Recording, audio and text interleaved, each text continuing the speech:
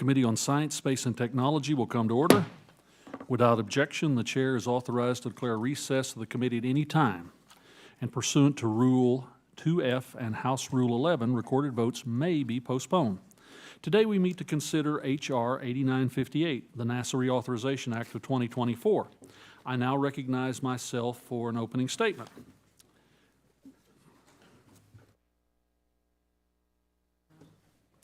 Thank you all for joining me this morning as we consider legislation to reauthorize NASA. It's been over 7 years since we passed a comprehensive reauthorization of NASA. I think we can all agree that this is far too long for an agency of such importance. We're at a pivotal moment in space exploration. Through the Artemis program, the United States will send astronauts back to the moon for the first time in 50 years. We're making groundbreaking discoveries through our science missions. And as we celebrate all that we've accomplished on the International Space Station over the last 25 years, we're looking forward to the future of low Earth orbit. But we're not the only ones expanding our presence in space. Just last month, China returned rock samples from the far side of the moon. They're pursuing a lunar base on the moon's south pole, and given the Chinese Communist Party's behavior here on Earth, it's not unreasonable to be concerned that they will act in a similar manner in space. We need to do all that we can to ensure that the U.S. remains the leader in space. So it's never been more important to give NASA clear, forward-thinking guidance through a reauthorization. The bill before us today does that by providing thoughtful, strategic direction designed to advance NASA's work across all its mission areas. To begin with, it reaffirms our commitment to human space exploration through Artemis and the Moon to Mars program. It provides continued support for the Artemis programs, directing NASA to work with international and commercial partners to achieve our mission objectives. It also reinforces the need for steady cadence of flights and the use of the Space Launch System and the Orion crew capsule. Recognizing the importance of low Earth orbit economy, the bill facilitates the transition to commercial LEO services. It also ensures that we maximize the productivity of the International Space Station until the end of its life and authorizes NASA to use U.S. providers to safely deorbit the station. In our recent hearing on NASA budget proposal, we discussed problems with time and cost overruns with science missions at the agency. These missions are the source of groundbreaking discoveries that help us understand our place in the universe and improve life here at home. From the Europa Clipper to the Mars rovers, to the many research satellites in orbit, NASA's science missions provide valuable knowledge we can't gain anywhere else. This bill supports those missions and addresses the delays and cost overruns by enhancing oversight and encouraging a balanced portfolio of small, medium, and large missions launched at regular intervals. It directs NASA to improve efficiency and expand partnerships with private industry, whether that's by acquiring commercial satellite data or continuing the Commercial Lunar Payload Services Program, commonly known as CLPS. And it supports ongoing and future missions by directing continued support for the Nancy Grace Roman Space Telescope, the Great Observatories Project, and the Mars Sample Return. NASA is a leader in aeronautics research, from unmanned aerial systems to supersonic air travel and hypersonic systems. This bill supports their work to improve the safety and the efficiency of aviation through transformative aeronautics technology. It encourages experimental aircraft development and empowers next-generation aeronautics technologies. The bill also promotes space technology development, which is a fast-growing sector. Advances in space technology translate directly to advances in technology here on Earth, where we enjoy the benefits of this innovation. It's critical that we maintain our competitiveness in space technology, both to drive economic growth and to ensure our leadership in space. While there are many more details in the legislation, this is the overarching framework with support for exploration, science, and technology. All told, what we have before us today is a comprehensive bill that gives NASA the direction necessary to maintain U.S. leadership in space. This legislation is the product of months of bipartisan work. Ranking Member Lofgren and her staff have worked diligently with us to create a thoughtful bill that addresses our shared priorities. And I'm grateful for that partnership and for all the effort that went into crafting this legislation. I understand that we have a number of amendments before us, and I look forward to considering those and passing an even stronger NASA authorization bill today. The chair now turns to the ranking member for her opening statement. Well, thank you, Mr. Chairman, and I'm happy to join you as an original co-sponsor of the NASA Reauthorization Act of 2024. Today, the Science Committee affirms America's commitment to space exploration, Earth and space science, aeronautics, innovation, education, as well as inspiration. Through NASA's triumphs dating back to the agency's establishment by this committee in 1958, our nation has demonstrated to the world our preeminence in science and technology. I'm pleased that we're able to maintain this committee's long history of bipartisanship when it comes to supporting NASA and supporting our nation's science and technology enterprise more generally. While we are not in the majority, this is probably not the exact bill we would have introduced. Much like the space enterprise itself, through collaboration, hard work, good measure of patience on both sides, we have achieved good legislative results that we can support. Our nation's investment in civil space has and will continue to contribute significantly to innovation and economic prosperity here and on Earth. We can point to countless technology spin-offs from the space program that benefit the lives of Americans every day. But many of the dividends that NASA pays are intrinsic and immeasurable. NASA's science and human spaceflight missions have inspired generations of Americans, reaching every corner of the nation. Their outreach and STEM programming have set countless young people on a path to a degree and career in STEM. Importantly, this legislation fully supports NASA's STEM education portfolio, including authorizing appropriations to include the Minority University Research and Education Project. This should be a clear message to our colleagues on the Appropriations Committee that we will not shortchange the next generation and throttle our diverse research and aerospace workforce. The science that NASA undertakes also has very tangible benefits. For example, NASA's Earth science satellites and research are critical to understanding and responding to global climate change. Through this legislation, we will improve our ability to detect large methane emission events and monitor greenhouse gases. Close to home for me, the NASA Ames Research Center does important work to improve aerial responses to wildfires, including by developing and testing drone technology and aerial operations for wildland fire response. And this bill contains provisions that support all of this ongoing work. NASA continues to support ever more compelling and complex telescopes and robotic missions. This legislation directs NASA to responsibly pursue a Mars sample return program in a manner that sustains scientific leadership, maintains robotic landing and operations capability, preserves expertise while maintaining a balanced planetary science portfolio. The legislation also directs NASA to continue operation of the Chandra X-ray Observatory at least until it completes a senior-level review. This great observatory gives us the ability to study the structure and evolution of the universe, and it's essential that any decision about its future are made with community input through the independent reviews of operating astrophysics missions. As the cadence of space activities increases, our mission must always prioritize safety, and I'm pleased that this bill contains important provisions regarding spacesuit safety and also deorbit capabilities to prepare for the safe deorbit of the International Space Station at the end of its operational life. I appreciate the constructive input of the space and aerospace community and NASA as this bill came together. I thank Chairman Lucas and Babin and their staff for their hard work, cooperation, and consideration of our recommendations, and I want to give special thanks to Ranking Member Sorensen for his leadership on the Space and Aeronautics Subcommittee, and my space policy staff, Pam Whitney and Ashley Wilkins, for their expertise and their hard work, and I yield back the balance of my time. Gentlelady yields back. The gentlelady's comments are well noted and thankfully very appropriate for the occasion. With that, other members are invited to submit opening statements for the record. Pursuant to notice, I now call up H.R. 9858, the NASA Reauthorization Act of 2024. The clerk will report the bill. H.R.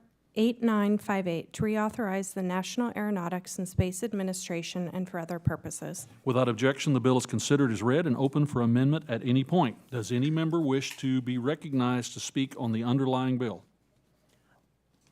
Mr. Chairman? Ranking members recognized. Yes, I move to strike the last word. I would note that the bill introduced for the notice was not the final product. And this amendment reflects the consensus that we reached with the hard work of all of the members and with the staff, and I certainly support it, and I yield back.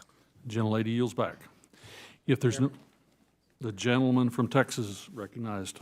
Thank you, Mr. Chairman. As the chair of the Space and Aeronautics Subcommittee and the proud representative of Johnson Space Center, I'm delighted to co-sponsor this important legislation. Authorizing and conducting oversight of NASA on a regular basis is one of the most important tasks that this committee is charged with. Maintaining our leadership role in space depends on steady hands in Congress that can weather the changes in administrations and year-to-year budget fluctuations. And that's why this bill provides continuity of purpose for NASA's missions, which is necessary to ensure the success of complicated endeavors that take decades to complete. The bill solidifies the Artemis program by supporting the Space Launch System, Orion, Human Landing System, next-generation spacesuits, and other necessary systems that enable our return to the moon. It also charts a path for the continued robust operations in low Earth orbit through the continuation of the International Space Station and the development of commercial space stations to follow. The bill also includes a robust aeronautics research title to guide the development of next-generation aircraft, as well as a well-balanced science section that will enable discoveries on the moon, throughout our solar system, and throughout the universe. Finally, the bill also includes important oversight provisions that ensure that NASA manages programs effectively and that taxpayer funding is appropriately expended. I'd like to thank Chairman Lucas, Ranking Member Lofgren, and Ranking Member Sorensen for their support and collaboration. I'd also like to thank the diligent majority and minority staffs who worked tirelessly to come together to this bipartisan agreement. So with that, Mr. Chairman, I yield back. Gentleman yields back. Does the gentleman, Mr. Sorensen, wish to be recognized? Yes, Mr. Chairman, I move to start. Nice, 5 minutes.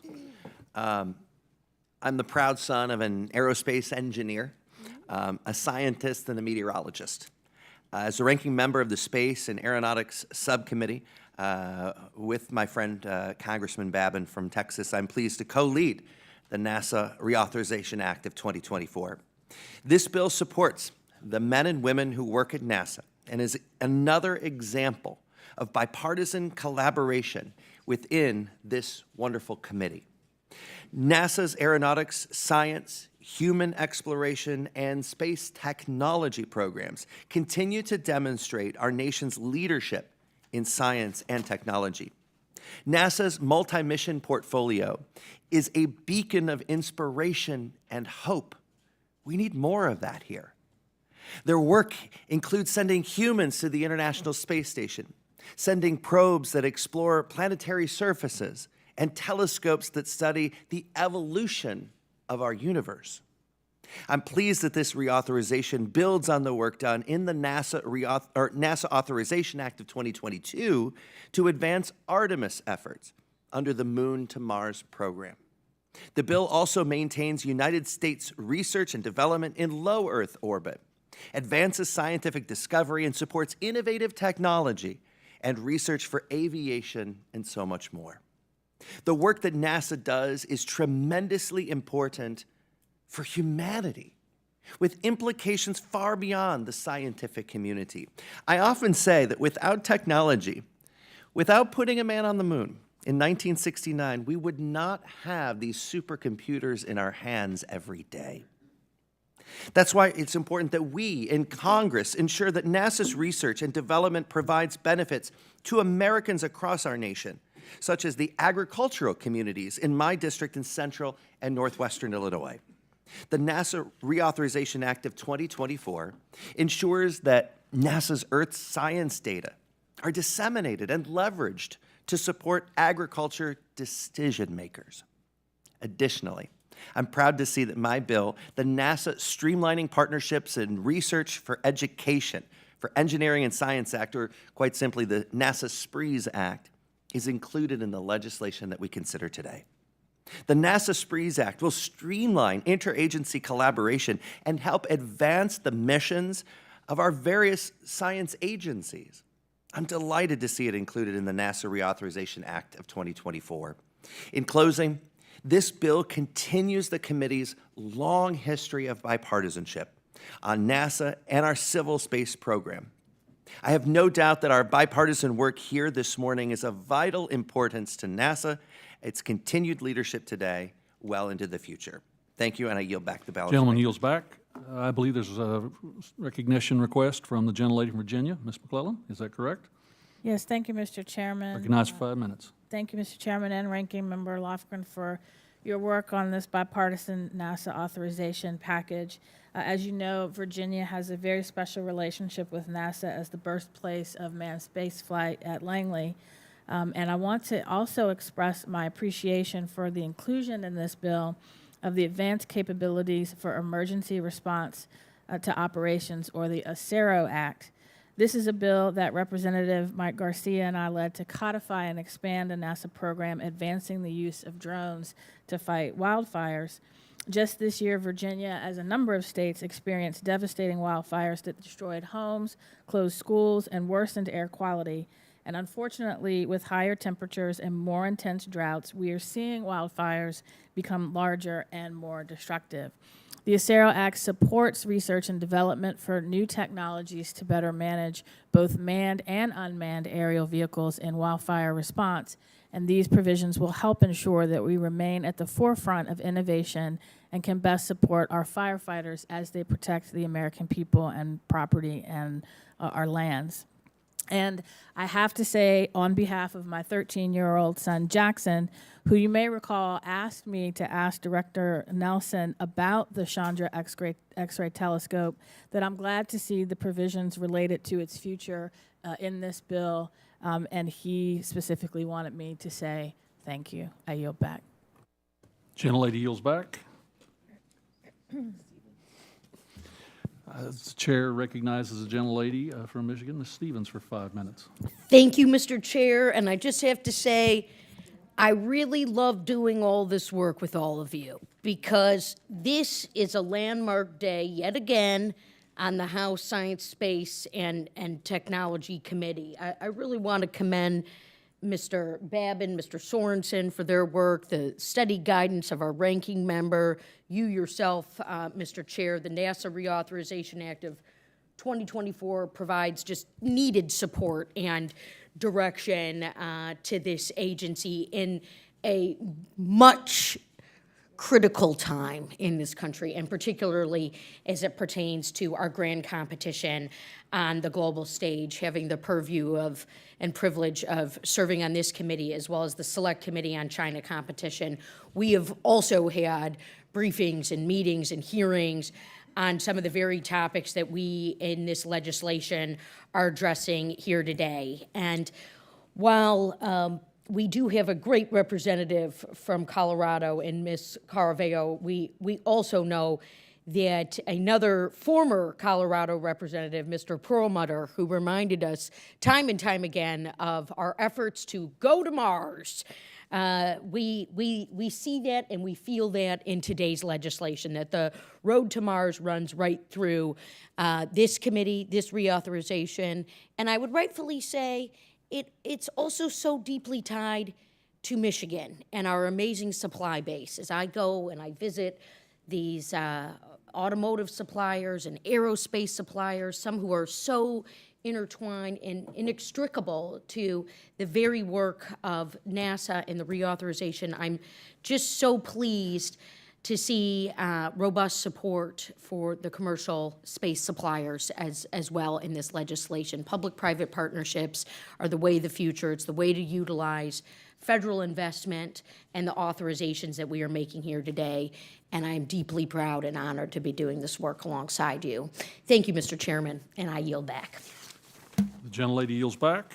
If there is no further discussion on the underlying amendment, we'll proceed with the amendments in order listed on the roster. The first amendment on the roster is the amendment in the nature of a substitute, Lucas 38. The clerk shall report the amendment. Amendment in the nature of a substitute to H.R. 8958, offered by Mr. Lucas of Oklahoma.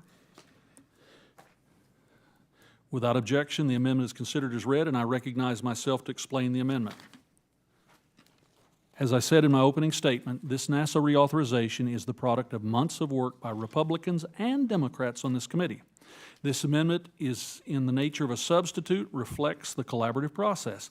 It amends some of the sections of the underlying legislation and clarifies certain provisions. The result is a solidly bipartisan bill that addresses our shared priorities for America's space program. I'd once again like to thank my staff and Ranking Member Lofgren's staff for the long hours they put into crafting this bill. You don't get bipartisan markups like this that we have on this committee without putting a lot of groundwork in first. The amendment in the nature of a substitute strengthens the underlying legislation, and I encourage my colleagues to support it. And I yield back. Does any other member wish to be recognized to speak on the amendment? The ranking member is recognized. Just to once again reiterate, this is our consensus bill, and I support it, and I thank you for introducing it. Gentlelady yields back. Is there further discussion on the amendment? Seeing none, since this is an amendment in the nature of a substitute, we'll move to the next amendment on the roster. The next amendment on the roster is offered by the gentlewoman from North Carolina, Ms. Ross. The clerk will report Ross Amendment number 79. Amendment to the amendment in the nature of a substitute to H.R. 8958, offered by Ms. Ross of North Carolina. Without objection, the amendment is considered as read, and the gentlewoman from North Carolina is recognized to explain the amendment. Thank you, Chairman Lucas and Ranking Member Lofgren, for holding this markup on this critically important bipartisan bill. And I'm pleased to offer a bipartisan amendment. I also want to thank my colleagues, Representative Strong and Representative Stevens, for joining me in offering this amendment. This amendment will codify the important work that NASA is already doing to prepare for large cargo deliveries to the moon's surface. The large cargo landers being developed, modified versions of our human landing systems, will help deliver payloads of large equipment like pressurized rovers that will support our needs for long-term scientific exploration of the moon. I urge my colleagues to support this bipartisan amendment. I also speak in strong support of the underlying bill. North Carolina has a great history of producing and educating NASA astronauts, scientists, and engineers. From Christine Darden, who broke racial and gender barriers to become the first African-American woman to be promoted into senior executive service at NASA's Langley Research Center, to Christina Cook, who set the record for the longest single spaceflight by a woman and is the only woman selected to join the Artemis II mission. Artemis II is a critical mission that will help the United States establish a long-term presence on the moon and demonstrate our capabilities needed for deep space exploration. In my district, North Carolina State University has partnered with NASA through the Space Grant Program to equip the space workforce of the future. I also strongly support the restoration of funding to the Minority University Research and Education Project under the NASA authorization bill. This funding is critical to help underrepresented and underserved students enter and thrive the STEM workforce, and it has contributed to building the next generation of scientists, engineers, and astronauts. Like in HBCUs in North Carolina, such as NC-A&T University, North Carolina Central University, Shaw University, and St. Augustine's. I urge my colleagues to support this bipartisan amendment and the underlying bill, and I yield back. Gentlelady yields back. Does any other member wish to be recognized to speak on this amendment? A gentleman from Alabama is recognized. Ms. Strong, 5 minutes. Thank you, Chairman Lucas, Ranking Member Lofgren, and Representative Stevens, Ross, for your support of this amendment. I'm pleased that this legislation authorizes critical elements of NASA's Artemis program, including human lunar landing capabilities. It is essential for the U.S. to remain the global leader in space exploration. We must ensure our astronauts return to the moon before the Chinese accomplish a crewed landing. I'm very proud of North Alabama's role in the success of the Artemis mission. NASA's Human Landing System program is managed at Marshall Space Flight Center in Huntsville, Alabama. Numerous contractors and commercial space companies call North Alabama home, including 1,400 employees who manufacture and test engines in support of Human Landing System. This bipartisan amendment supports two critical aspects of NASA's Artemis mission and the Human Landing System. It authorizes the cargo lander variants necessary to build a sustained human presence on the moon and mandates the least two providers to ensure dissimilar redundancy for the human landing system. I urge my colleagues to support this bipartisan amendment and provide certainty and direction for NASA to develop this mission-critical elements of the Artemis program. Mr. Chairman, I yield back. Gentleman yields back. Does the gentlelady from Michigan wish to be recognized? One of the co-authors of the amendment? That she does. Stevens for 5 minutes. Well, thank you, Mr. Chair, and of course, what a delight to work with my colleagues, Congresswoman Ross and Congressman Strong, on this bipartisan amendment to just codify and support NASA's existing Artemis program plans to fly safely and affordably to send astronauts to the moon and back on landers built by multiple great American companies and manufacturers. This amendment also affirms NASA's plans to use these landers to bring the key surface elements needed to build a permanent presence on the moon while providing the agency with that flexibility. So by establishing a robust, regular cadence of lunar operations and fostering competition, NASA's approach supports our commercial space industry, reduces costs to taxpayers, prevents gaps in American lunar operations, and furthers NASA's broad goals of creating a lunar presence and eventually an entire lunar economy.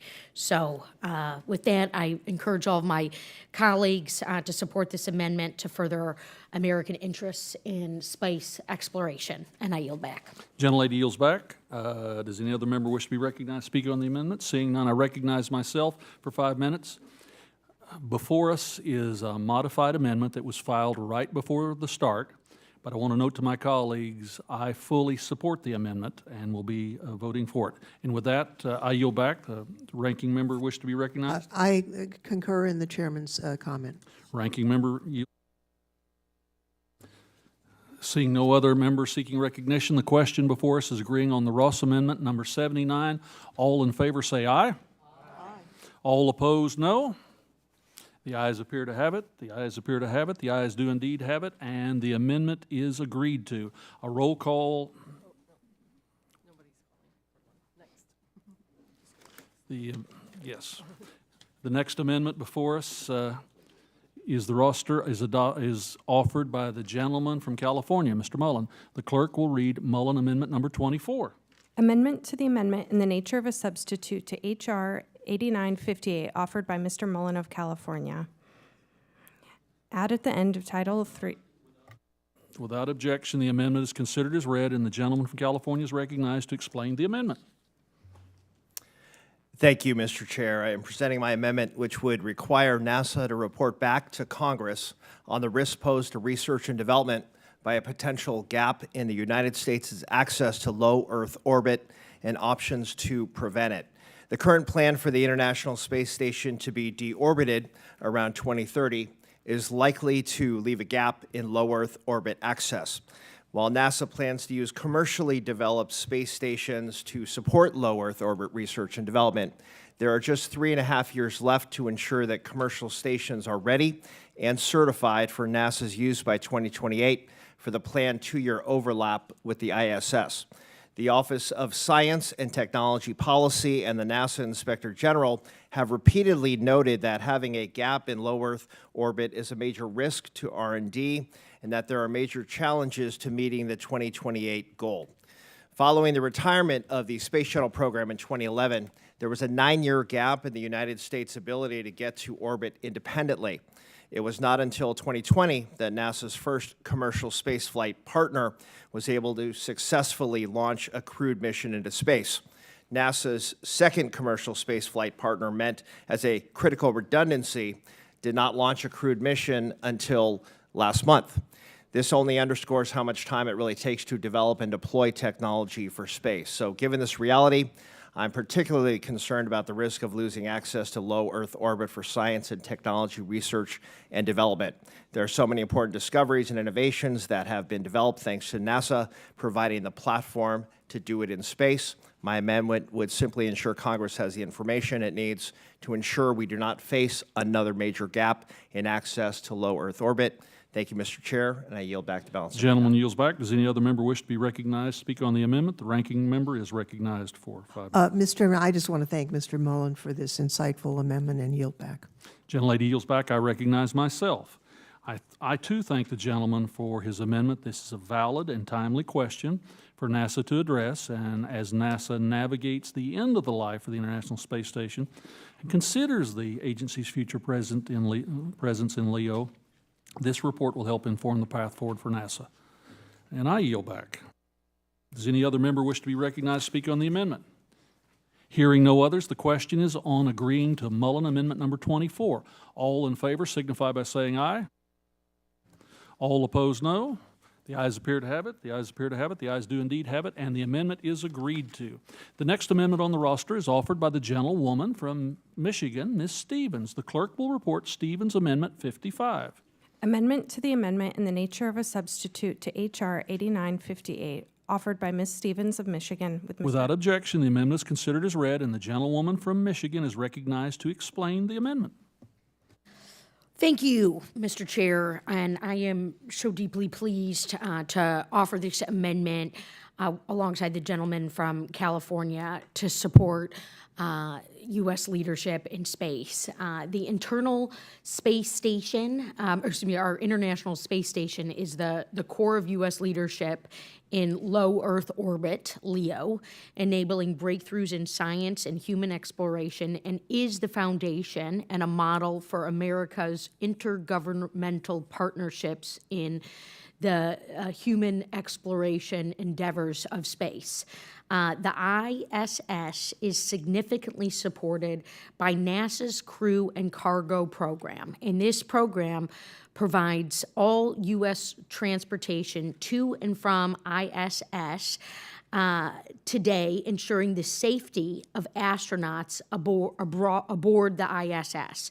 But moreover, the Crew and Cargo program is needed to support the broader development of a LEO ecosystem in the future.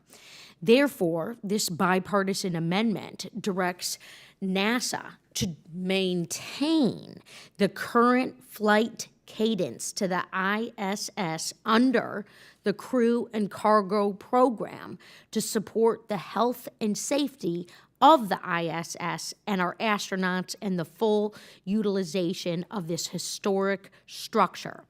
In doing this minor amendment, just maintaining our current status quo, our current standards, we not only ensure that America continues to have a robust presence in low Earth orbit, but also we ensure sustained support of the American success story that is our space industry, including the many commercial suppliers that call Oakland County and Michigan home.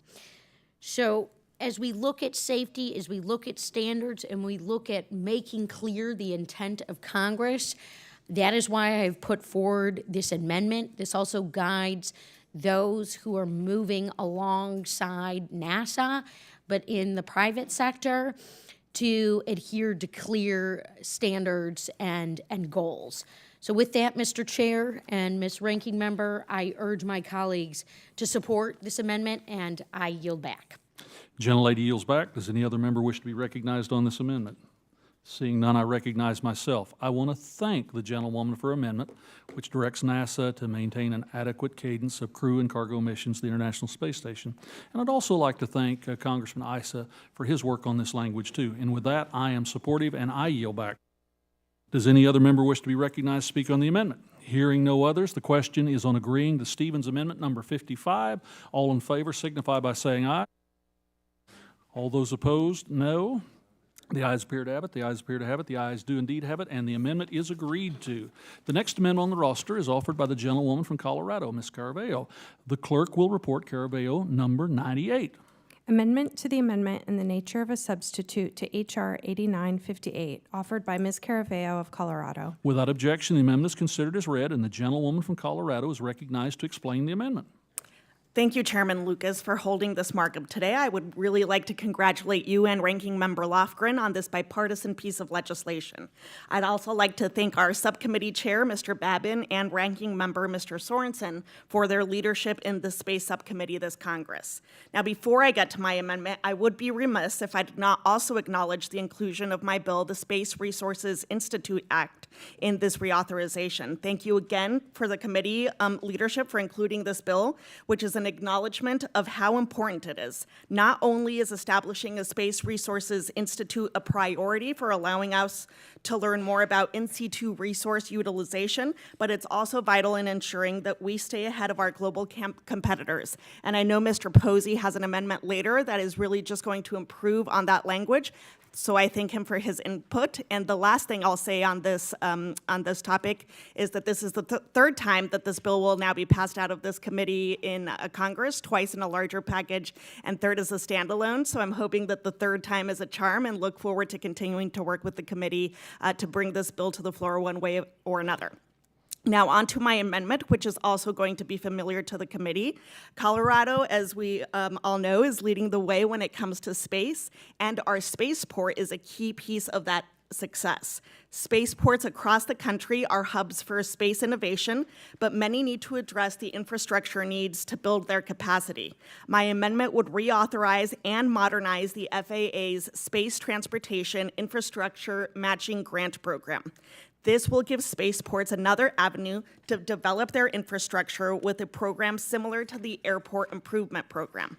While I am encouraged by some of the ongoing conversations that have occurred around this provision since it was last offered in November, I am still intending to withdraw the amendment. There is still work to be done, and I would ask the chairman to continue working with me to improve this language. With that, I withdraw my amendment and I yield back. Gentlelady yields back. The gentlelady withdraws her amendment, and let me give my assurances that yes, indeed, we will continue to work together on this important endeavor. With that,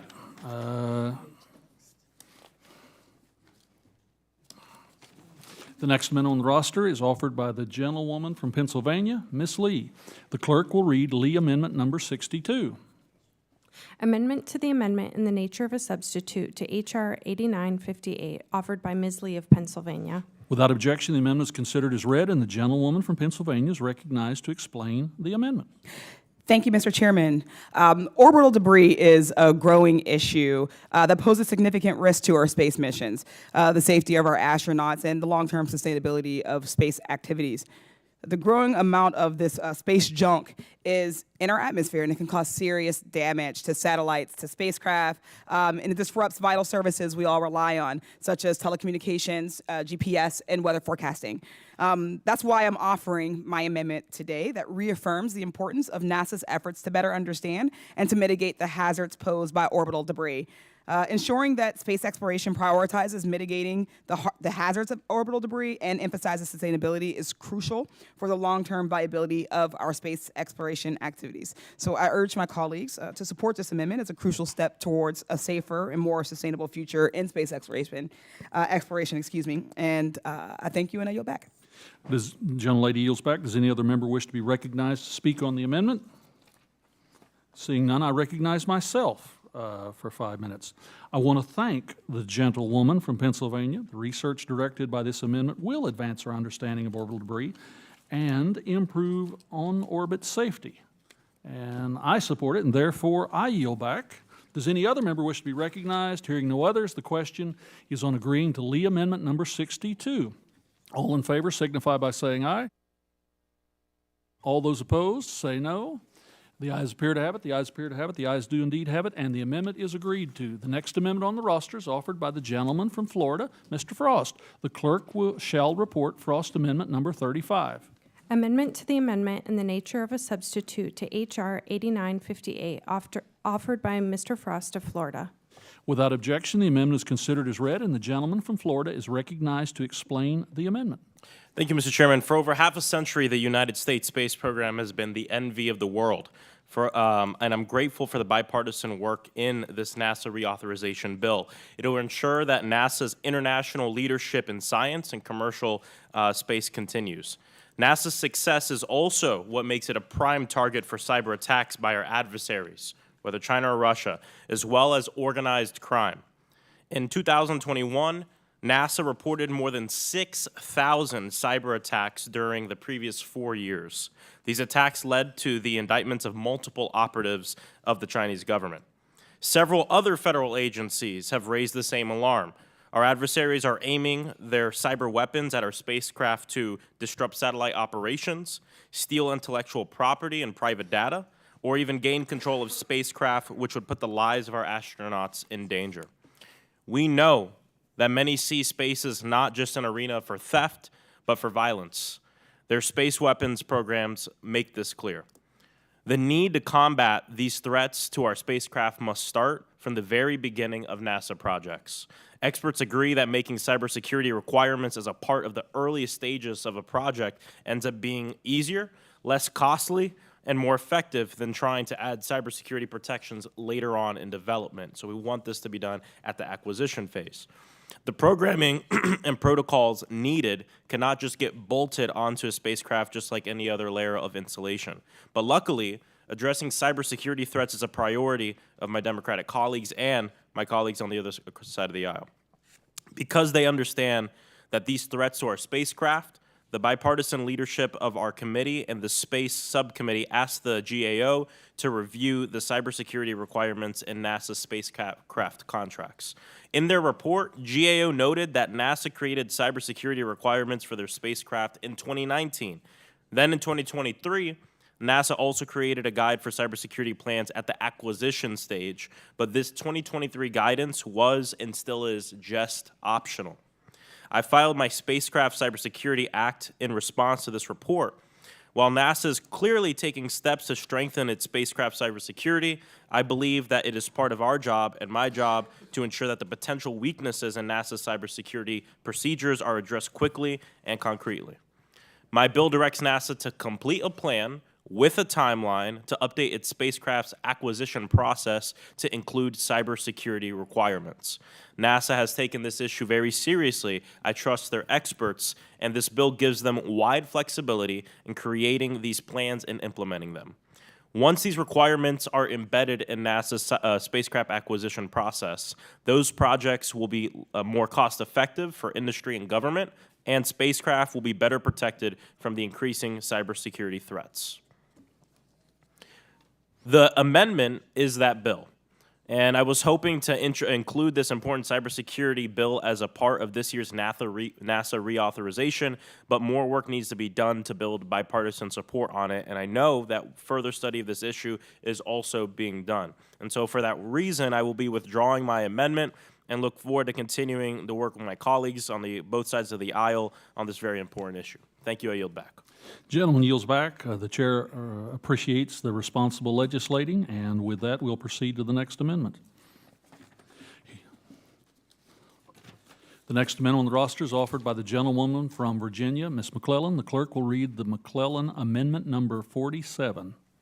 Amendment to the amendment in the nature of a substitute to H.R. 8958, offered by Ms. McClellan of Virginia. Without objection, the amendment is considered as read, and the gentlewoman from Virginia is recognized to explain the amendment. Thank you, Mr. Chairman. As you know, the new era of U.S. space exploration will involve partnerships between NASA, commercial space companies, and international entities. And these partnerships will require careful coordination to ensure safe operations as we establish a sustained lunar presence. Standard timing systems are vital for precise coordination and navigation on Earth and in space. And while we synchronize timing on Earth using the Coordinated Universal Time, or UTC, the Moon and other celestial bodies need their own timing standard due to the differences in gravity, distance from Earth, and other factors. Specifically, to someone on the Moon, UTC will appear to lag by about 58 microseconds each day. And while that might not seem like a lot, the timing discrepancy can present significant challenges for precision navigation, space situational awareness, scientific research, and other operations. This amendment, based on my Celestial Time Standardization Act, directs NASA to lead the development of a celestial time standard, including the study, definition, and implementation of a coordinated lunar time. It instructs NASA to collaborate with the Department of Commerce, Defense, State, and Transportation, and consult with the private sector, academia, and international standard-setting bodies. My amendment also requires NASA to submit a report to Congress detailing a strategy for celestial time standardization within 2 years of enactment. I thank the committee leadership for allowing the amendment to be put forward, and I urge my colleagues to support this amendment to improve interoperability in space exploration and further establish U.S. leadership in standard setting. Thank you, and I yield back. Gentlelady yields back. Does any other member wish to be recognized to speak on the amendment? Seeing no one else, I'll recognize myself. And I want to thank the gentlewoman for her amendment. The U.S. must lead in the development of standards and norms of behavior in space. This amendment will enable America to be at the forefront as we increase our presence on the moon. I intend to vote for it, and I yield back. Hearing no other request for time, the question is on agreeing to the McClellan Amendment number 47. All in favor signify by saying aye. All those opposed signify by saying no. The ayes appear to have it. The ayes appear to have it. They do indeed have it, and the amendment is agreed to. The next amendment on the roster is offered by the gentlewoman from Oregon, Ms. Bonamici. Thank you, Mr. Chairman. I have an amendment at the desk. The clerk will report Bonamici Amendment number 104. Amendment to the amendment in the nature of a substitute to H.R. 8958, offered by Ms. Bonamici of Oregon. Without objection, the amendment is considered as read, and the gentlewoman from Oregon is recognized to explain the amendment. Thank you, Mr. Chairman, and thank you to the ranking member for your leadership on this bipartisan reauthorization and for your leadership on this committee. Wildfires devastate communities with growing intensity and frequency, and they're affecting regions of the country that are underprepared to respond and recover. Recent wildfire seasons have set records for duration, intensity, and risk to life and property, and that's true in Oregon and many places across the country. Our systems for wildfire preparedness and response were built for a different time, and they must adapt to meet the challenges of worsening fire conditions. I've heard from Forest Service, Bureau of Land Management, NOAA, and state and local partners about how they desperately need access to high-quality, reliable data and tools to track early-stage fires. My amendment would strengthen the ongoing work at NASA to enhance wildfire management through advanced science, data, and technology by establishing the FireSense project. Importantly, FireSense will support the research, development, and demonstration of wildfire mitigation and management capabilities across all phases of the fire cycle, including pre-fire, active fire, and post-fire recovery. The FireSense project will reinforce the goals of NASA's Earth Science and Applications program by focusing on enhanced predictive modeling and early warning systems for wildfires. It will also support the development of remote sensing and monitoring technologies and data analysis tools, and help transition these tools to operational users, such as agencies, academic institutions, and members of the private sector. Additionally, FireSense will support research to understand how climate change affects wildfire frequency and intensity, and will support post-fire recovery and ecosystem restoration. By providing this technical assistance to users, FireSense will help the research, planning, and response, and help officials make use of NASA resources.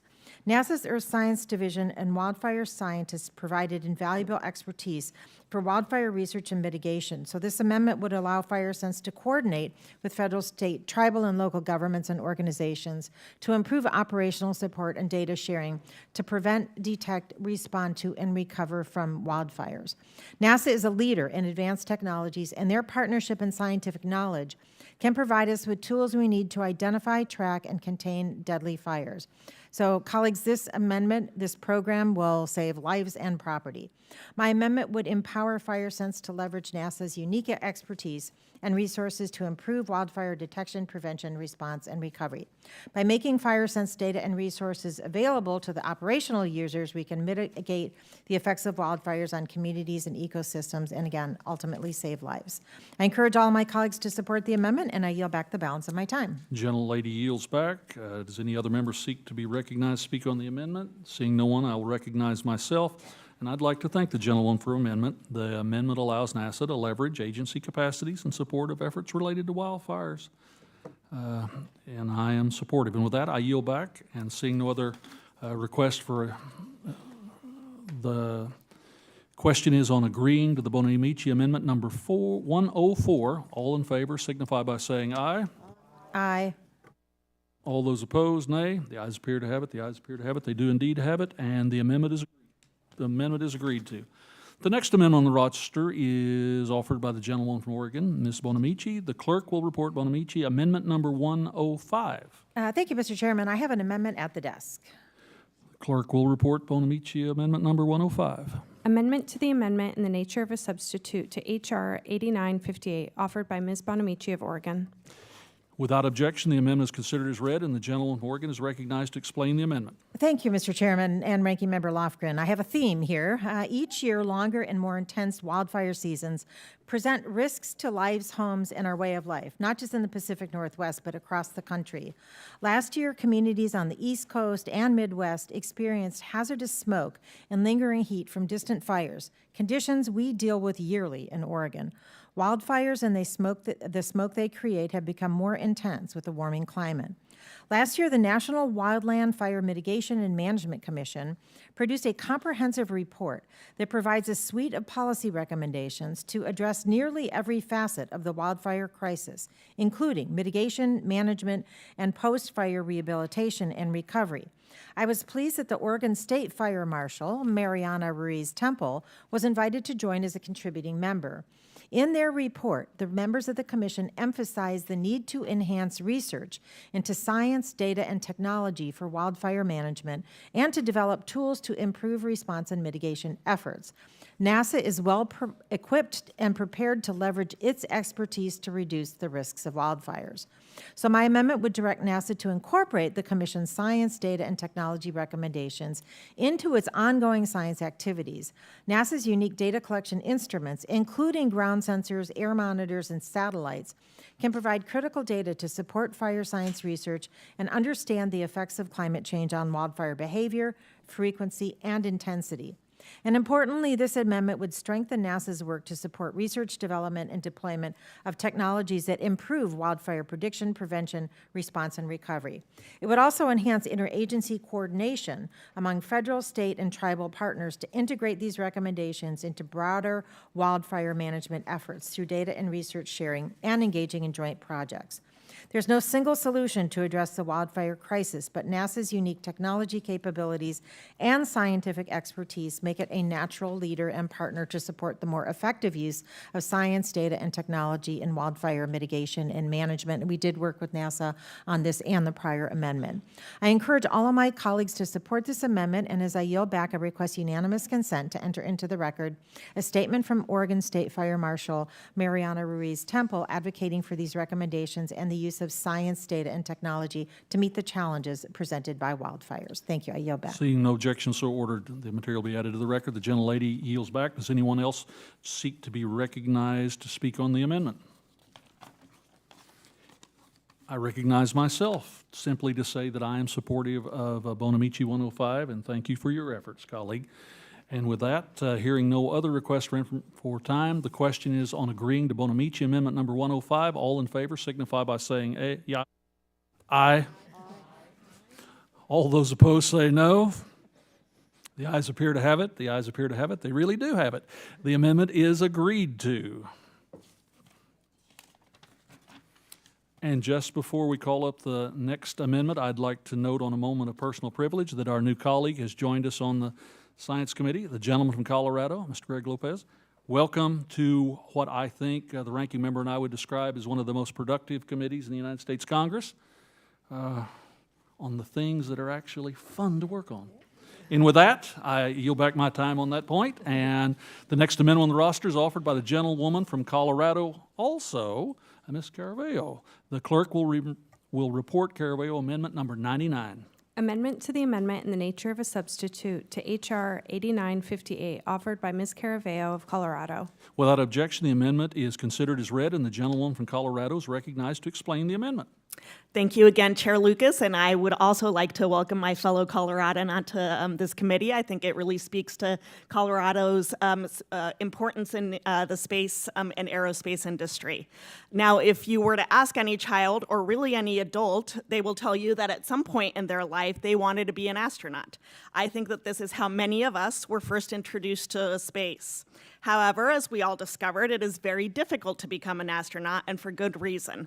Unfortunately, though, many young Americans and Coloradans don't realize that you don't need to be an astronaut or a highly specialized engineer to work at NASA or in the space industry. In fact, there are numerous good-paying jobs that only need career and a technical education background to do them, like welding or being an electrician.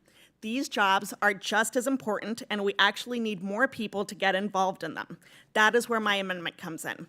My amendment would allow NASA to conduct STEM engagement activities focused on expanding opportunities for students to pursue skilled technical workforce occupations in the space industry. These activities can include exposing students to jobs that need a technical education background, or even providing students with hands-on learning opportunities like viewing the manufacturing, assembly, and testing of NASA-funded space and aeronautical systems. The key to this program will be ensuring we expose not just students at four-year colleges to these jobs, but also high school students, community college students, vocational students, and more. I know many young Coloradans in my district who would be interested in knowing more about these opportunities because of how important space is for the future of our state. I also want to acknowledge the work of the National Space Council on this topic and see this as ensuring that NASA makes this a core mission for the future. To close, I would encourage my colleagues to support this amendment to ensure your young constituents know they don't just have to be an astronaut to work at NASA or in the space sector. Thank you so much, and I yield back. Gentlelady yields back. Does any other member wish to be recognized to speak on the amendment? Seeing none, I recognize myself. A robust, skilled technical workforce is foundational to NASA's success. I support this amendment to expand those opportunities to students. And with that, I yield back. Hearing no other requests for time, the question is on agreeing to the Caravello Amendment number 99. All in favor signify by saying aye. All those opposed, nay. The ayes appear to have it. The ayes appear to have it. They do indeed have it, and the amendment is agreed to. The next amendment on the roster is offered by the gentlewoman from Pennsylvania, Mrs. Lee. The clerk will report Lee Amendment number 64. Amendment to the amendment in the nature of a substitute to H.R. 8958, offered by Ms. Lee of Pennsylvania. Without objection, the amendment is considered as read, and the gentlewoman from Pennsylvania is recognized to explain the amendment. Thank you, Mr. Chairman. Providing greater pathways for students to access quality STEM education is critical to diversifying our STEM workforce. It's particularly important that we focus on increasing access for underserved and rural students who often face significant barriers to participating in early STEM education. These students frequently lack the resources, the mentorship, and opportunities that their peers in more affluent areas enjoy. My amendment would encourage NASA to consider how leveraging partnerships with local education agencies in K-12 STEM education, especially those in underserved and rural areas, could be beneficial to the Space Grant Fellowship Program and the overall mission of NASA. These partnerships can provide students with hands-on learning experiences, mentorship from STEM professionals, and exposure to cutting-edge research and technologies. By doing so, we can inspire the next generation of scientists, engineers, and astronauts, ensuring that the future of space exploration is more diverse and inclusive. I encourage my colleagues to support my amendment, and I yield back. Gentlelady yields back. Does any other member wish to be recognized to speak on the amendment? Seeing none, I recognize myself. I thank the gentlewoman for her amendment that adds the benefits of partnerships in local education agencies. It's a good piece of legislative work, and I intend to support it myself. And with that, I yield back. And hearing no other requests for time, the question is on agreeing to the Lee Amendment number 64. All in favor signify by saying aye. All those opposed signify by saying nay. The ayes appear to have it. The ayes appear to have it. They do indeed have it, and the amendment is agreed to. The next amendment on the roster is offered by the gentleman from Florida, Mr. Posey. The clerk will read the Posey Amendment number 79. Amendment to the amendment in the nature of a substitute to H.R. 8958, offered by Mr. Posey of Florida. Without objection, the amendment is considered as read, and the gentleman from Florida is recognized to explain the amendment. Thank you, Chairman Lucas. The Space Resources Exploration and Utilization title of the Commercial Space Competitive Act of 2015 enabled commercial companies the right to own resources collected in space. We now have American companies using this legislation as the basis for going to the moon and mining resources there. I support Representative Caravello's work to include this Space Resource Institute section. This amendment adds a business and industrial aspect to the set of issues that the Institute would consider, and also addresses the use of space resources on Earth. There are resources on the moon that are useful here on Earth, like helium-3. It's worth about $20 million a kilogram. I offer this amendment as a way to expand this set of issues that the Space Resource Institute could consider, and I yield back. Gentleman yields back. Does any other member wish to be recognized? It would appear the ranking member is recognized for 5 minutes. I want to thank the gentleman from Florida, Mr. Posey, for his amendment. This amendment is a reasonable, modest expansion of the scope of an important section of the bill that Ms. Caravello of Colorado has championed in this Congress. I support the amendment. It's a good one. I thank both Ms. Caravello and Mr. Posey, and yield back. Gentlelady yields back. I recognize myself. I agree with the gentlelady, the ranking member, on that. And with that, I yield back. Hearing no other requests for time, the question is on agreeing to Posey Amendment number 79. All in favor signify by saying aye. Aye. All those opposed, nay. The ayes appear to have it. The ayes appear to have it. The ayes do indeed have it, and the amendment is agreed to. The next amendment on the roster is offered by the gentleman from Florida, Mr. Posey. The clerk will report the Posey Amendment number 77. Amendment offered by Mr. Posey of Florida with Ms. Sykes of Ohio. Without objection, the amendment is considered as read, and the gentleman from Florida is recognized to explain the amendment. Thank you again, Chairman Lucas. If you remember during the COVID shutdown, members, we paid businesses that we forced to close down. But on our local Space Center, NASA, while we paid the NASA employees, there was no provision to pay the contractor employees. And fortunately, Administrator Bridenstine had given me his personal phone number and said, if there's ever a problem, give me a call. So I called him and I said, you know, we're paying our federal employees, but the legions of contractors that do the work can't get paid. And he said, well, there's no provision for paying people not to work. I said, well, there's no provision to lock contracted employees out of their jobs as well. And he agreed. And so we worked with some lawyers over the next few days, and we added a section to the CARES Act, which said, you know, if we stop the people from coming to work, and we've already budgeted their pay, it's only fair that they get paid. And I thought I was just doing it for my local Space Center. I get back to my office, and I hear from Space Centers in all of your districts and subcontractors in all of your districts saying, thank goodness you did that. You didn't put our space business out of business for lack of money. And then, you know, the next day, we had the next round of lighting up the phones from the military contractors who were in the same position. So we really did something good with that CARES Act, I must say. We'd just like to codify that now to make sure if we have these breakdowns in the future that we have a provision in law to take care of it. I'll yield back. Gentleman yields back. The chair now recognizes the ranking member. Mr. Chairman, I support this amendment from Mr. Posey, and I would note that he worked carefully with Ms. Sykes on it. His description is right on. Obviously, we can't predict future natural disasters, but the authority needs to be provided to the agency. I support the amendment and yield back. Does any other member wish to be recognized on this? Hearing none, the question is on agreeing to oppose the amendment number 77. All in favor signify by saying aye. All opposed, nay. The ayes appear to have it. The ayes appear to have it. They do indeed have it, and the amendment is agreed to. The next amendment on the roster is offered by the gentleman from Florida, Mr. Posey. The clerk will report Posey amendment number 78. Amendment. Go ahead. Amendment to the amendment in the nature of a substitute to H.R. 8958 offered by Mr. Posey of Florida with Mr. Without objection, the amendment is considered as read, and the gentleman from Florida is recognized to explain the amendment. Thank you again, Chairman Lucas. And if I forgot to thank Congresswoman Sykes for assisting me on that last amendment, I apologize for that oversight for sure, because she's really helpful. This amendment I'm offering with Congressman Frost directs the Government Accountability Office to review and emergency service, fire services at NASA facilities, including the Kennedy Space Center.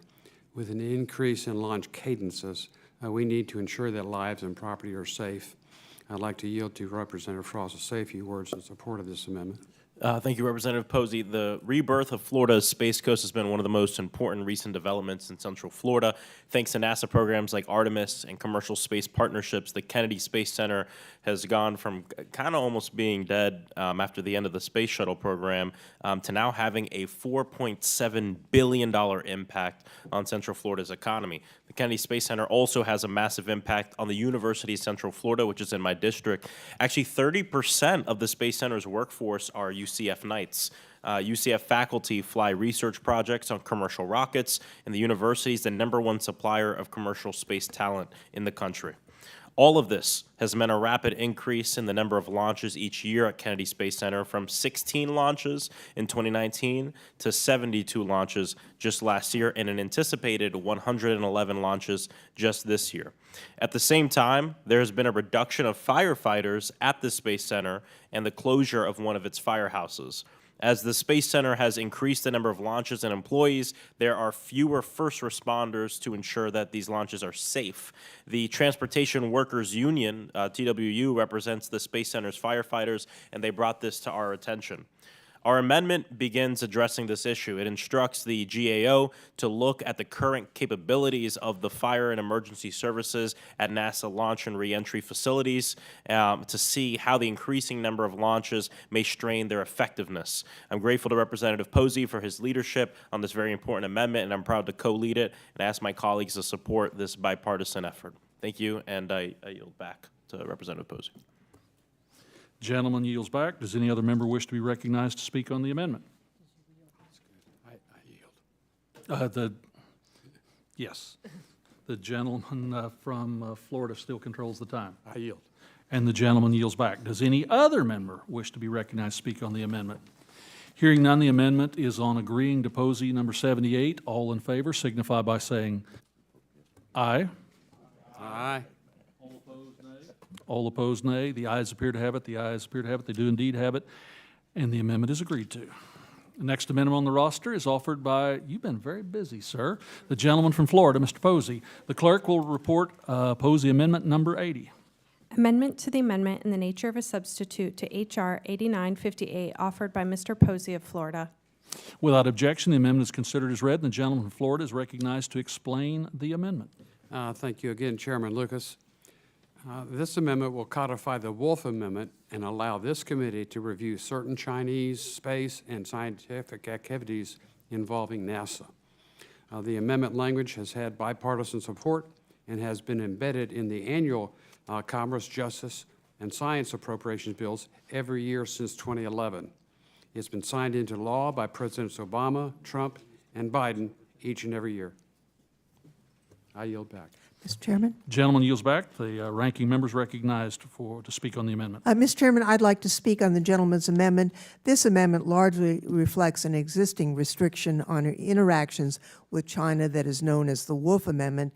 named after our former colleague Frank Wolf. This policy has been included in annual appropriations bills since 2011. I support the Wolf Amendment.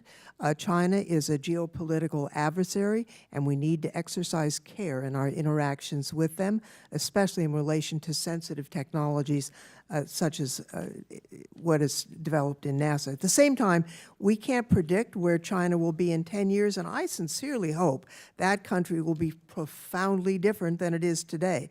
I want to thank Mr. Posey for working with us to ensure that, should that possibility occur, there is some flexibility. I support his amendment, and I yield back. Gentlelady yields back. Is there any other request to speak on the amendment? Seeing none, I recognize myself. I share the ranking member's point of view, and I thank Mr. Posey for his efforts on these amendments, and I support. And hearing no other requests for time, the question is on agreeing to Posey Amendment number 80. All in favor signify by saying aye. Aye. All those opposed, nay. The ayes appear to have it. The ayes appear to have it. They do indeed have it, and the amendment is agreed to. The next amendment on the roster is offered by the gentlewoman from Ohio, Ms. Sykes. The clerk will report Sykes Amendment number 64. Amendment to the amendment in the nature of a substitute to H.R. 8958, offered by Ms. Sykes of Ohio and Mr. Miller of Ohio. Add at the end of title. Without objection, the amendment is agreed to, is considered as read, and the gentleman from Ohio is recognized to explain the amendment. Thank you, Mr. Chairman, and thank you to Ms. Sykes for leading this amendment. Last December, Ms. Sykes and I introduced the Bipartisan NASA Talent Exchange Program Act, along with Senators Rubio and Brown. Our goal was clear: to foster increased collaboration between NASA and industry. The Department of Defense has already implemented a similar program, and now it is time for NASA to do the same. Let's face it, the days of one giant government program dominating the space industry are simply over. Today, NASA and industry are driving technological developments that will carry the United States into the future. Ultimately, this legislation is going to make it easier for them to work together as partners on critical projects. I encourage all of my colleagues to support the amendment. Thank you, Mr. Chairman, and I yield back. Gentleman yields back. Does any other member wish to be recognized to speak on the amendment? Seeing none, the question is on agreeing to the Sykes-Miller Amendment number 64. All in favor signify by saying aye.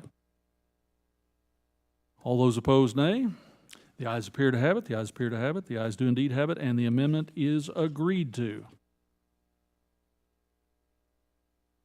The next amendment on the roster is offered by the gentleman from Ohio, Mr. Miller. The clerk will report Miller Amendment number 52. Amendment to the amendment in the nature of a substitute to H.R. 8958, offered by Mr. Miller of Ohio. Without objection, the amendment is considered as read, and the gentleman from Ohio is recognized to explain his amendment. Thank you, Mr. Chairman.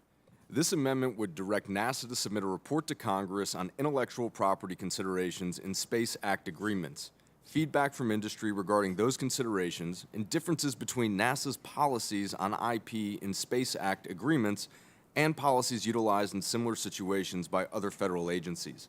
I have heard from industry stakeholders who are concerned that current law might not allow for adequate protection of intellectual property rights due to the extended horizon for the development and commercialization of advanced technologies. I hope that this report will provide us with the necessary information to address these concerns and, if needed, make sure that applicable law sufficiently protects American innovation. Last but not least, I'd like to thank my friend Ms. Sykes for working with me over the past couple of days to get this amendment to a place where we could both support it. I'm grateful for the bipartisan spirit of this committee. I encourage all of my colleagues to support the amendment. And thank you again, Mr. Chairman, and I yield back. Gentleman yields back. Does any other member wish to be recognized to speak on the amendment? Hearing none, the question is on agreeing to Miller Amendment number 52. All in favor signify by saying aye. All opposed, nay. The ayes appear to have it. The ayes appear to have it. They do indeed have it, and the amendment is agreed to. The next amendment on the roster is offered by the gentleman from Illinois, Mr. Sorensen. The clerk shall report Sorensen Amendment number 70.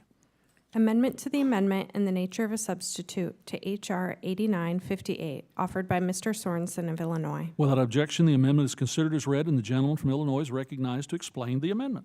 Thank you, Chairman Lucas and Ranking Member Lofgren, for this markup. In 1969, the United States and NASA put the first person on the moon. This historical achievement required the work of a bottom-up workforce designed to capture employee expertise at every different level. Every NASA center, with its individual expertise, was involved in the effort, and the outcome was grand. NASA is unique in the space and aeronautics sector. NASA offers the opportunity to serve your country while performing high-level scientific and engineering research. In fact, NASA is consistently ranked as one of the best places to work in the federal government. However, roughly 50% of the NASA workforce is nearing retirement age. An aging workforce runs the risk of retirements leading to the loss of institutional knowledge and scientific expertise. One way that we can combat this is through multi-level mentoring across all levels of the agency. Mentoring provides the opportunity for late career employees to share knowledge and experience that they have gained with lower level and younger employees. Historically, NASA has had some mentoring programs separated by career stage, but these programs have been phased out in recent years. This has led to only a patchwork of mentoring programs. For example, Johnson Space Center, based in Chairman Babin's district in Houston, has a formal mentoring program that runs throughout the year. But in 2023, the NASA Inspector General recommended that the formation of an agency-wide formal mentoring program exist.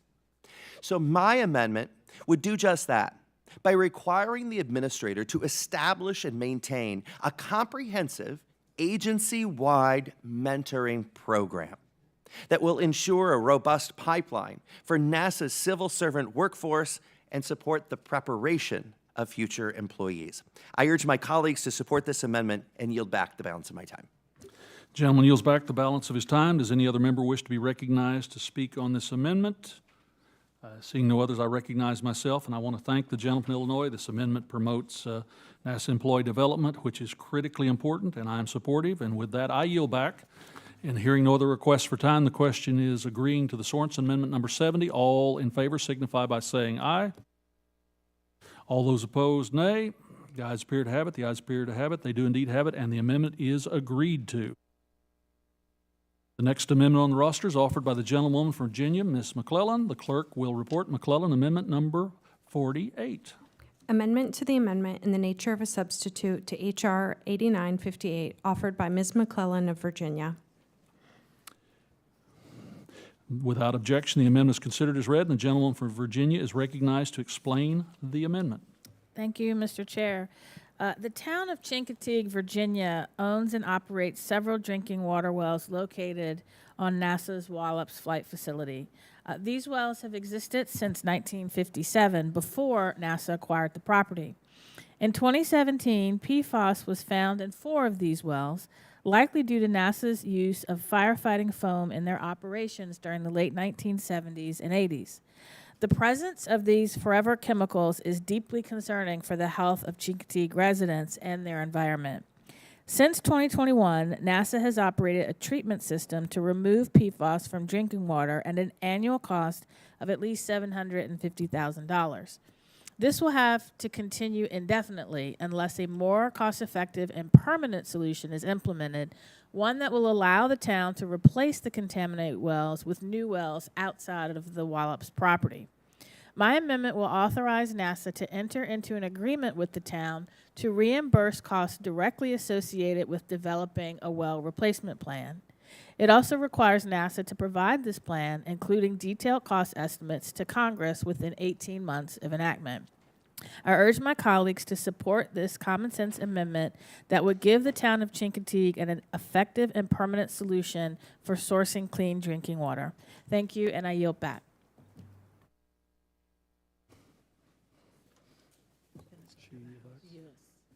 Gentlelady yields back. Does any other member wish to be recognized to speak on this amendment? Seeing none, I recognize myself, and I want to thank the gentlewoman for Virginia. This amendment takes a measured approach with a study that will help lead to a solution to a long-term problem, and I look forward to working with her on this effort. And with that, I yield back. Seeing no other request for time, the question is agreeing to the McClellan Amendment Number 48. All in favor signify by saying aye. Aye. All those opposed, nay. The ayes appear to have it. The ayes appear to have it. The ayes do indeed have it, and the amendment is agreed to. The next amendment on the roster is offered by the gentlewoman from New York, Miss Tenney. The clerk shall report Tenney Amendment Number 178.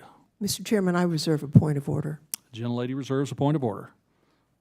Clerk will report the amendment. Amendment offered by Ms. Tenney of New York. Without objection, the amendment is considered as read, and the gentlewoman from New York is recognized to explain the amendment.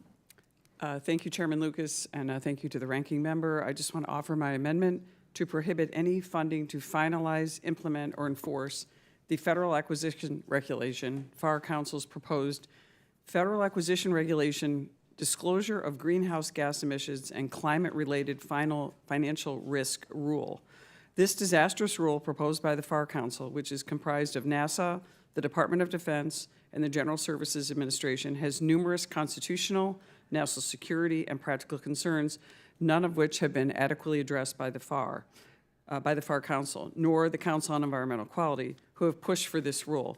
First and foremost, this rule requires all federal contractors that do more than $50 million worth of business with the federal government to disclose all Scope 1, 2, and 3 emissions. This rule also seeks to require major federal contractors to comply with the Paris Climate Accords, which have never been ratified by the Senate.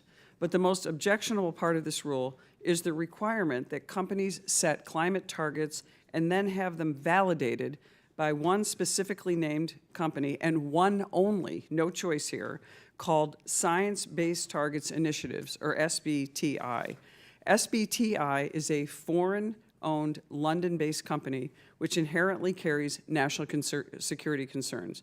Under this rule, every major federal contractor, including companies critical to our national security and our defense industrial base, would have to provide this foreign-owned entity with information about all of their Scope 1, 2, and 3 emissions, and then strategize on how to reduce them. But one only, which is really the important aspect of this.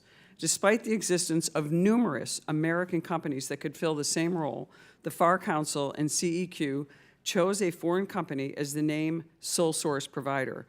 Why? Because SBTI is nothing but a front for Democratic donors and advocacy groups. SBTI is owned by the We Mean Business Coalition, which is a project of the New Venture Fund, which is managed by none other than Arabella Advisors. Arabella Advisors, for those who do not know, is the George Soros-funded left-wing advocacy group, political advocacy group, that funnels dark money to left-wing causes and candidates.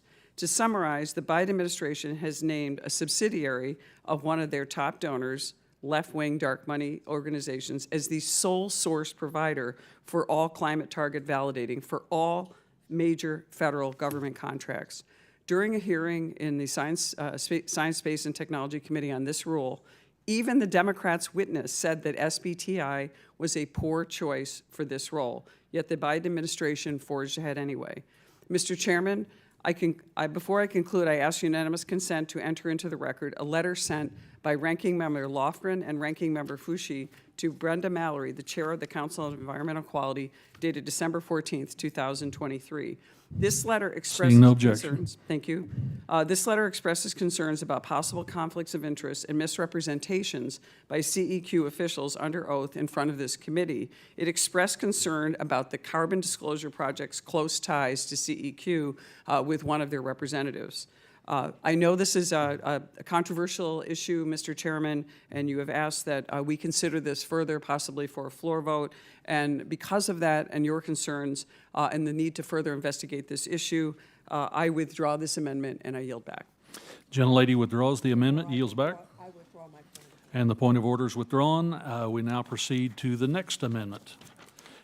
On the roster offered by the gentlewoman from New York, Ms. Tenney, the clerk will report Tenney Amendment Number 179. Amendment offered by Ms. Tenney of New York. Without objection, the amendment is considered as read, and the gentleman from New York is gentlelady from New York is recognized to explain the amendment. Thank you, Mr. Chairman, and thank you to the ranking member. I want to offer my amendment to prohibit funding for President Biden's Executive Order 14019 entitled Executive Order on Promoting Access to Voting. Executive Order 14019 requires all federal agencies, including NASA, to use its power, influence, resources, and federal funding to enter into agreements with non-governmental organizations to conduct voter registration and other mobilization activities, political activity otherwise. Everyone on this committee recognizes that NASA has limited resources with which to carry out its vital mission set. Why should NASA be forced to use its limited funds to carry out duties completely unrelated to its core mission set, such as partisan get-out-the-vote activities? Executive Order 14019 is inherently causing mission creep and Hatch Act violations across all federal agencies. President Biden should not be weaponizing the federal government and using American taxpayer dollars to manipulate and steer our election in a partisan manner. As the co-founder and chair of the Election Integrity Caucus, it is my privilege to offer this amendment to restore transparency and confidence in our democratic process while keeping partisan federal bureaucrats and the swamp from deliberately tipping the balance at the ballot box in a partisan political way. I stand firmly behind the concept of one citizen, one vote as enshrined in our Constitution. However, I do not support this blatantly partisan mobilization of the federal government and federal employees for political purposes. No citizen should have their vote diluted by federal bureaucrats, and NASA should not be wasting its time and resources on this requirement. While I wholeheartedly believe this amendment should be included in this bill, I understand the need for the committee to pass the NASA reauthorization with a strong bipartisan majority, and as with the last amendment, will withdraw this amendment. However, I do ask your commitment, Mr. Chairman, to continuing oversight over NASA to ensure that they are not wasting taxpayer dollars and wasting the resources and time of valuable employees on partisan voting activities. And with that, I withdraw my amendment and yield back. Gentlelady withdraws her amendment, yields back. Chair now recognizes himself. The gentlelady once again raises very important points that the committee needs to focus on. And of course, there are certain matters better addressed on the floor than committee. And with that, the amendment is withdrawn, and we now proceed to the next amendment on the roster offered by the gentleman from New York, Mr. Tonko. Thank you. The clerk will report Tonko amendment number 52. Amendment to the amendment in the nature of a substitute to H.R. 8958, offered by Mr. Tonko of New York. Without objection, the amendment is considered as read, and the gentleman from New York is recognized to explain his amendment. Thank you, Mr. Chair and Ranker Lofgren.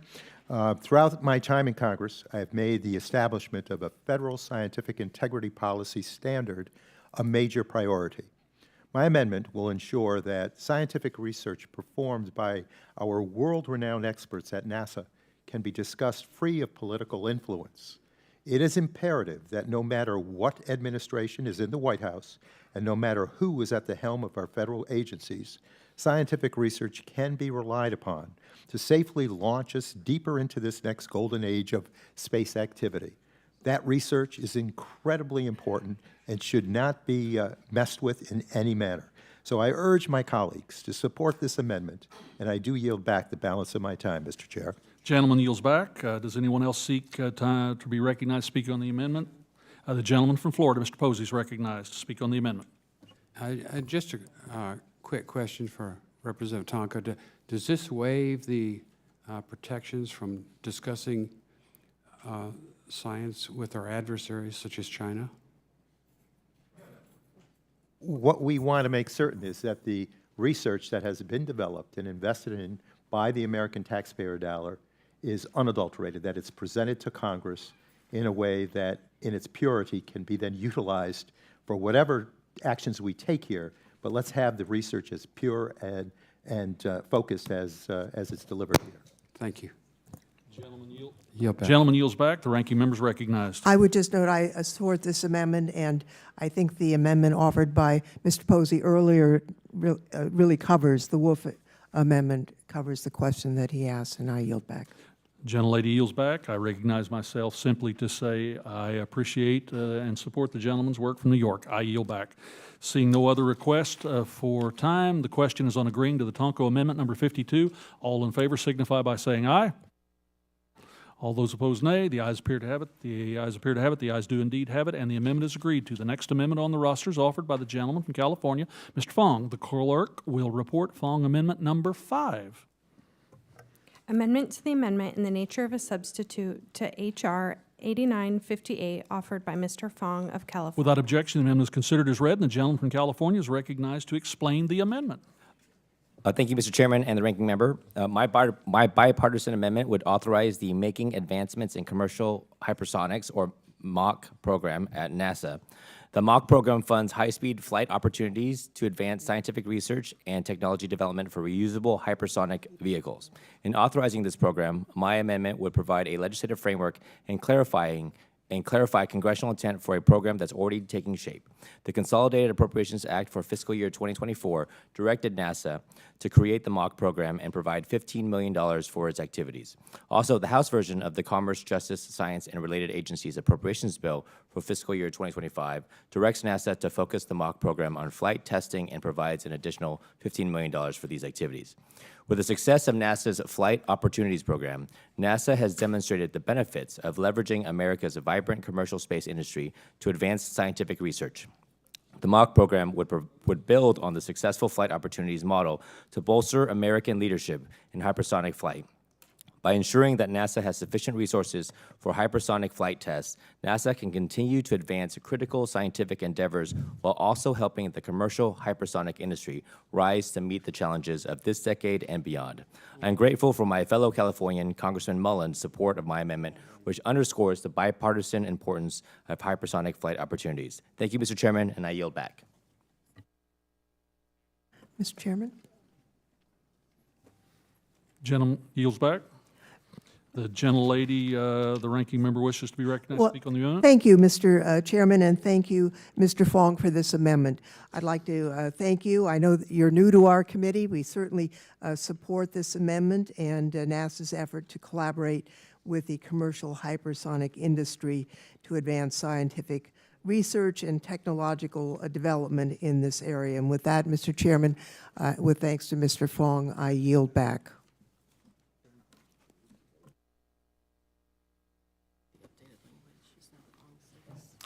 The chair would like to note for the record the correcting point that this is actually Fong Amendment number 6 that we're considering today. Does any other member wish to be recognized?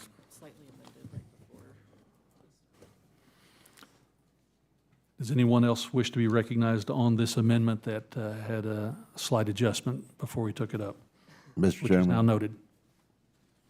Gentleman from Texas, Mr. Weber's recognized for 5 minutes. Well, thank you for that, Mr. Chairman. Since this is the last amendment, I think I do need to weigh in here.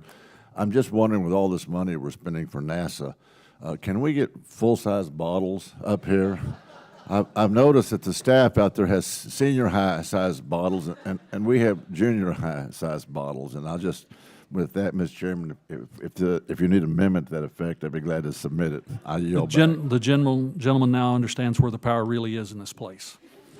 That said, the gentleman yields back. Hearing no other requests for time on the Fong Amendment number 6, all in favor signify by saying aye. All those opposed, nay. The ayes appear to have it. The ayes appear to have it. The ayes do indeed have it, and the amendment is agreed to.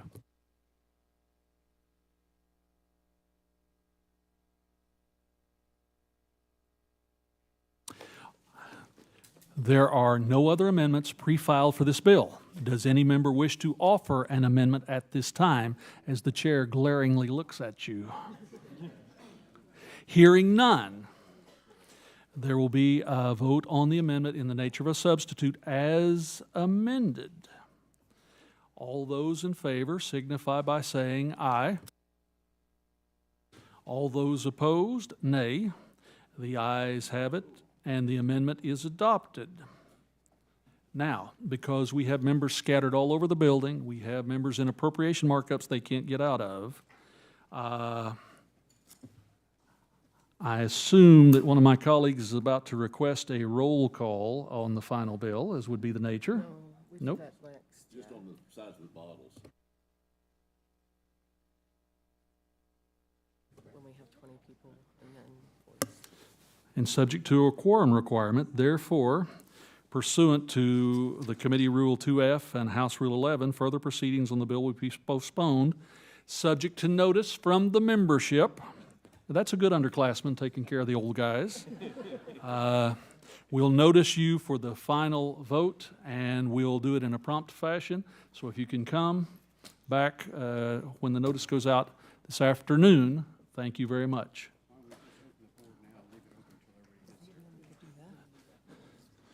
With that, the committee is in recess.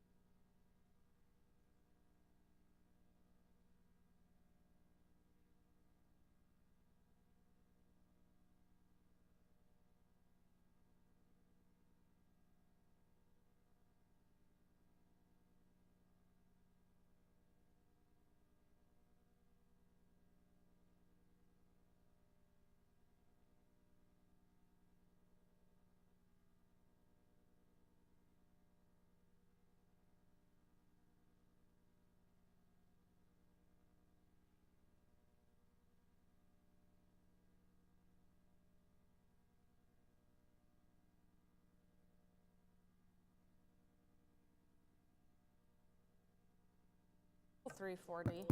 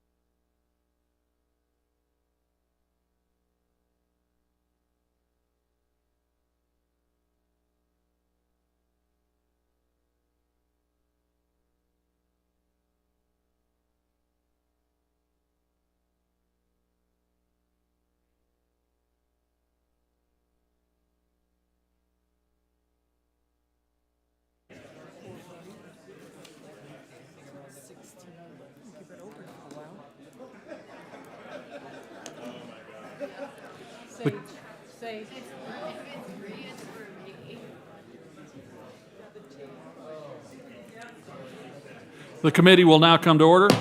A reporting quorum being present by my vision, I move that the Committee on Science, Space, Technology report H.R. 8958, the NASA Reauthorization Act of 2024, as amended to the House with a recommendation the bill do be approved. The question is on favorably reporting H.R. 9858 as amended to the House. All those in favor signify by saying aye. Aye. All those opposed, nay. The ayes appear to have it. The ayes appear to have it. The ayes do indeed have it. The bill is ordered reported, and the gentleman has requested a roll call vote. The clerk will please open the roll to vote, and as she opens the roll, this will be the only vote. As you vote, you may proceed to your other obligations. Are there, yeah. Please open the vote.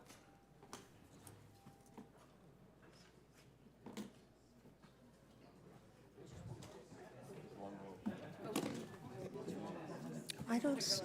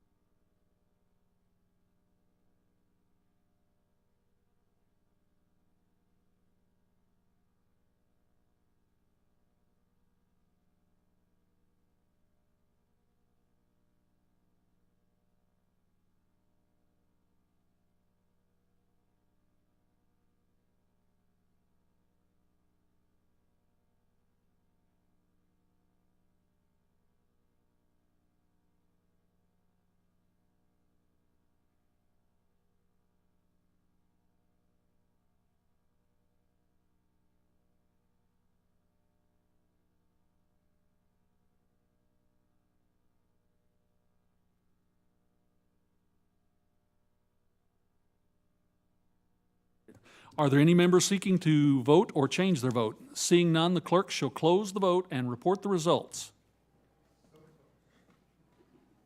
Mr. Chairman, on this vote, the ayes are 38 and the nays are 0.